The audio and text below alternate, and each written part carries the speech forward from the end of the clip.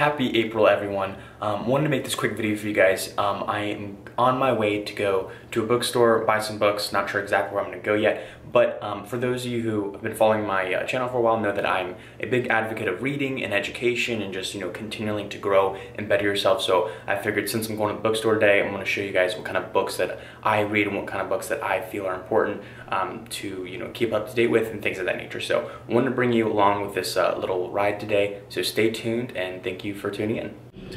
All right, so we are here, decided to go to 2nd and Charles.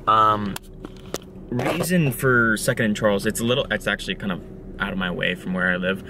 Like Barnes & Noble would have been closer by like 20 minutes. But the reason I like 2nd and Charles compared to Barnes & Noble is because I can find a lot of books for super cheap. I've bought books before for like $5, $6, $7 compared to if you go to like a Barnes & Noble and you spend $20, $25, even $30 for a single book, and it's brand new, and you can get the same quality book at a place like this with the same information, for considerably cheaper. So I like to go here because I can, drop $50 to $100 and buy like 10 to 20 books, and it's easy compared to like Barnes & Noble where $100 may only get you 3 or 4 books. So we're here at 2nd and Charles, gonna walk in here, show you what kind of books I like to focus on, and then we'll go from there. So let's see what we got going on.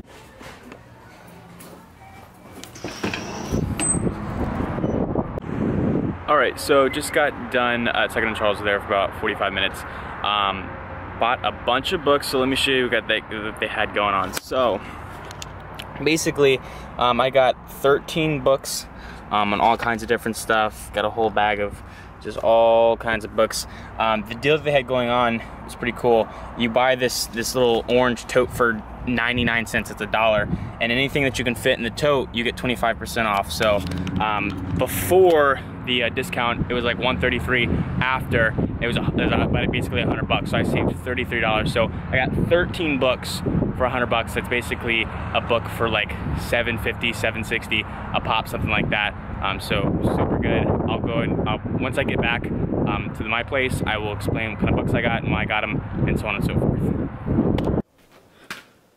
All right, so back at the house, got back from 2nd and Charles. Like I said, they had a big promotion going on where if you buy one of these orange duffel bag things for only 99 cents, however many books that you fit in, you get 25% off, which I actually didn't know going in. I've always known that 2nd and Charles was a pretty cheap place to get books, but knowing this as well, like, made it that much sweeter for me. So basically, I ended up getting 13 books. The total came out to be $133. After the 25% off with fitting, all the books in these bags, it ended up being $100. So I got 13 books for $100, which is a steal because, if you go to like Barnes & Noble, buy a brand new book, they're $20, $25 a book, which for $100, I'd only be able to get 4, maybe 5 if I was lucky at Barnes & Noble, and I got 13. So I'm kind of going to go over why I chose these books. To give you an idea, like when I go and buy books, I don't focus on anything fiction. Not that I have anything really against fiction books. I think fiction books are great stories, good, ideas and, more of the story kind of things, but I'm not a big fiction guy. I feel like I get so much more out of non-fiction books, psychology, philosophy, self-development, biographies, history stuff, all kinds of things of that nature that I can, sift more information and knowledge from. So when I go into a store, I don't really look at the fiction section, I look at non-fiction only. So I'm gonna go ahead and go through some of these books that I found and explain why I found them or why I decided to pick them up and kind of go into depth with them. So first book that I got was Make Your Bed. Now this book is by Admiral William H. McRaven. He's a U.S. Navy retired guy, and found this book, and it interested me because, I don't really make my bed. So this book is basically about discipline and the whole idea that if you start your day by making your bed, you've already, been successful at one thing, and it's going to then create a chain of events that there's little things that you are conscious of and there's little things that you do are going to carry on through your life to help you be successful. So very small idea. It's a very small book, obviously, but Make Your Bed, pick this up. Next book I got was Unfuck Yourself. and saw the cover, and I knew immediately that I wanted this. Basically, this is a book about getting out of your own head. So as humans, you know, we're consistently in our own heads, you know, thinking about, you know, what we're doing right, what we're doing wrong, worrying, you know, and basically just analysis paralysis kind of things, and we just cause ourselves to, you know, fail essentially. So this book is about getting out of your own head. It is by Gary John Bishop. I have no idea anything about this author, so very excited to open this one up and read on how I can unfuck myself. So I'll definitely check this book out. Next book that I picked up, You Are a Badass. This is a very popular book right now. If you haven't heard of it, definitely go check it out. I haven't read it yet, but I saw it and I was like, I'm definitely gonna get this. It's time to get it. And basically, it's just a self-development book. You know, instilling more confidence in yourself in your everyday life. This book is by Jen Sincero. Not sure on the pronunciation of that, but this is going to be a good read. I'm very excited about it. Go check it out. Next, The Emotion Code. This is another one that I kind of like. It was one of those judge a book by its cover. I read the title and I was like, well, the emotion code, what does that mean? Basically, this book is going to be about how your emotions and everything that you've been through, your experiences, affect you today on a subconscious level. So basically, the whole idea that, you know, everything that you've experienced, you know, affects you in some way without you even knowing it, whether they're positive or negatively. Most of this is going to divulge into negative connotations of your past, but I saw this and I was like, this is going to be important read. So especially if you're someone who's gone through any kind of, you know, hardships in your life, you know, big catastrophes, whether it be a death or divorce, a financial hardship, anything in between, definitely would be a really good read. I'm very excited to pick this up. So this is The Emotion Code by Dr. Bradley Nelson. So pick this up. I'm very excited about it. Next, Better by Mistake.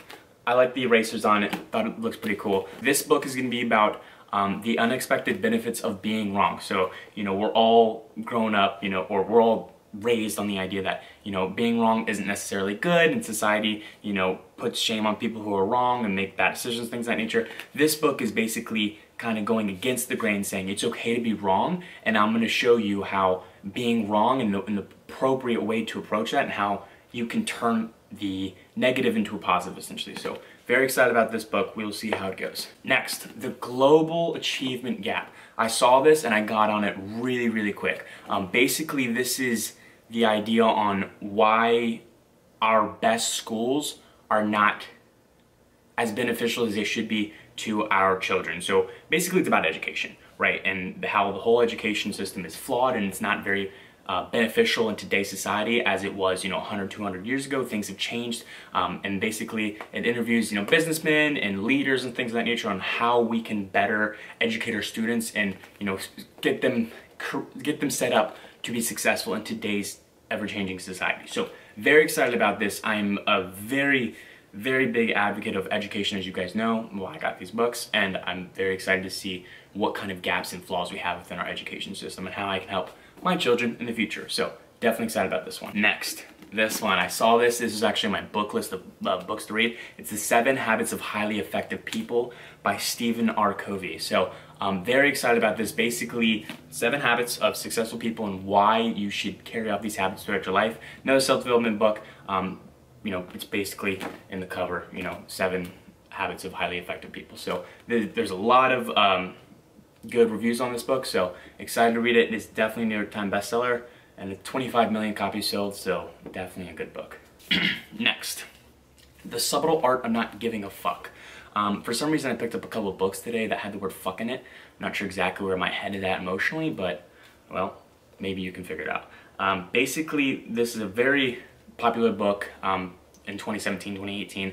It's by Mark Manson. It's a #1 New York bestseller, and it's basically about the counterintuitive approach to living a good life. I did read that it had a really good review by Ryan Holiday, who wrote The Obstacle is the Way and Ego is the Enemy, 2 books that I've read. So very excited about this. It's going to be a psychological and kind of philosophical approach on why you shouldn't give a fuck about little things on your day-to-day activities. So this one is going to be super exciting. Can't wait to open this up. But I got a big book pile to get through before I get to this one. Next, The Power of Habit Power of Habit, another book that was on my list. I think Ty Lopez recommended one of these books in his YouTube, so I decided to pick it up. Basically, it's about, you know, why habits are important in business and everyday life, and how instilling good habits can create success within your life and happiness. So very excited about this one. All right, so I saved these last four for last because they all kind of tie in together. The reason is because they are by the same author, Malcolm Gladwell. So the first Malcolm Gladwell book I ever read was in high school. It's titled Blink.